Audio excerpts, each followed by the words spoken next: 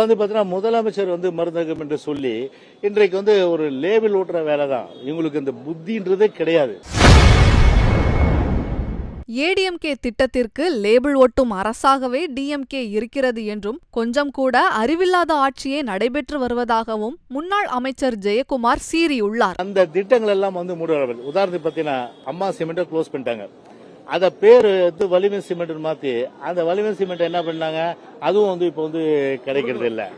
அது மட்டும் இல்ல, அம்மா உணவகத்தை நீர்த்து போக செய்கின்ற வகையில இன்றைக்கு அதை பெரிய அளவுக்கு மூடு விழா செய்கின்ற வகையில சும்மா ஏதோ ஒரு இடத்துல இன்ஸ்பெக்ஷன் பண்ணி ஒரு நாமகாஸ்திக்கா அதை பண்ணார ஒழிய அதனால ஒரு இம்பாக்ட் எதுவும் ஏற்படல. அதையும் படிப்படியா மூடுற.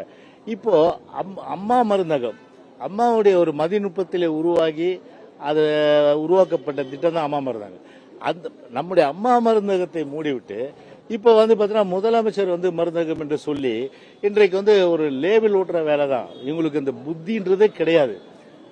புத்தின்றதே இல்லாத ஒரு அரசு, கொஞ்சம் கூட ஒரு அறிவில்லாத ஒரு அரசுன்னு சொன்னா இந்த ஆளும் இந்த பொம்மை அரசாங்கத்தை நிச்சயமா சொல்லலாம். ஏதாவது ஒரு இன்னோவேட்டிவா ஒரு திட்டம் கொண்டு வர முடியுதா இவங்களுக்கு?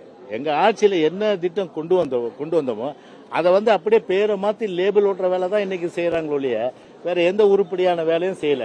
அதே போல பாத்தீங்கன்னா இந்த அத்திக்கடவு அவிநாசி திட்டம் ஒரு மகத்தான திட்டம், 1000 கோடி ரூபாய்க்கு மேலே நம்முடைய இதே புரட்சி தலைவி அம்மா அவருடைய ஆட்சி காலத்திலும் சரி, அதே நம்முடைய அண்ணன் எடப்பாடியார் காலத்தில் முதலமைச்சர் அந்த காலத்தில் அன்றைக்கு சட்டமன்றத்திலே அறிவிக்கப்பட்டது. நம்முடைய அண்ணன் எடப்பாடியார்கள் அறிவித்தார்கள்.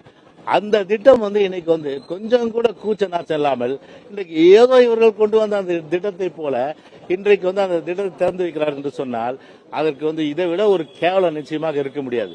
கால்நடை மருந்தகம், கால்நடை தலைவாசல்ல பொதுவாக சேலத்துல ஒரு கால்நடை பூங்கா, ஒரு ஆசியாவிலேயே பார்த்தீங்கன்னா கால்நடை பூங்கா கிடையாது.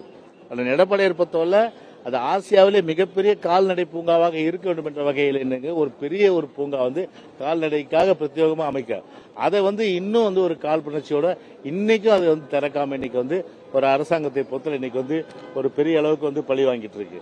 அதே போல பல்வேறு தாலிக்கு தங்க திட்டம், லேப்டாப், அதே போல எதுவுமே இன்னைக்கு பார்த்தா அம்மா கொண்டு வந்த திட்டங்கள்லாம் இன்னைக்கு இருட்டடிப்பு செய்கின்ற ஒரு நிலைமை தான் இன்றைக்கு ஏற்பட்டிருக்கின்றது. அதை விட பாத்தீங்கன்னா செய்திகளை உள்ளது உள்ளபடி தெரிந்து கொள்ள ரெஃப்ளெக்ட் நியூஸை சப்ஸ்கிரைப் பண்ணுங்க.